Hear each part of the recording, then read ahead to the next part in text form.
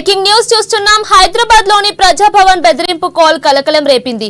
కాసేపట్లో Praja Bhavan పేలిపోతుందంటూ police control room కు ఓ అగంతకుడు phone చేసి బెదిరించాడు. దీంతో అప్రమత్తమైన పోలీసులు బాంబు స్క్వాడ్ ద్వారా తనిఖీలు చేపట్టారు. అయితే ఇది ఫేక్ కాల్ అని అధికారులు గుర్తించారు. దీంతో అంతా ఊపిరి పీల్చుకున్నారు. ఇక ఫోన్ చేసిన అగంతకుడిని పట్టుకునేందుకు పోలీసులు ప్రయత్నిస్తున్నారు.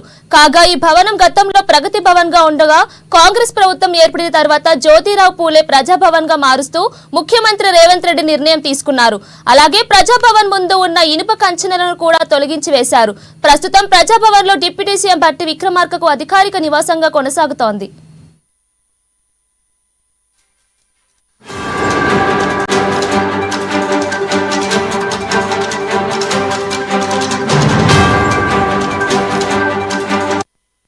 హైదరాబాద్ లోని ప్రజాభవన్ బెదిరింపు కాల్ కలకలం రేపింది.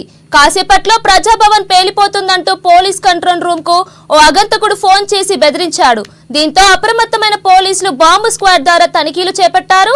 అయితే ఇది ఫేక్ కాల్ అని అధికారులు గుర్తించారు. దీంతో అంతా ఊపిరి పీల్చుకున్నారు. ఇక ఫోన్ చేసిన అగంతకుడిని పట్టుకునేందుకు పోలీసులు ప్రయత్నిస్తున్నారు. కాగా ఈ భవనం గతంలో ప్రగతి భవన్ గా ఉండగా కాంగ్రెస్ ప్రభుత్వం ఏర్పడిన తర్వాత జ్యోతిరావు పూలే ప్రజాభవన్ గా మారుస్తూ ముఖ్యమంత్రి రేవంత్ రెడ్డి నిర్ణయం తీసుకున్నారు. అలాగే ప్రజాభవన్ ముందు ఉన్న ఇనుప కంచెలను కూడా తొలగించి వేశారు. ప్రస్తుతం ప్రజాభవన్ లో డిప్యూటీ సీఎం భట్టి విక్రమార్కకు అధికారిక నివాసంగా కొనసాగుతోంది.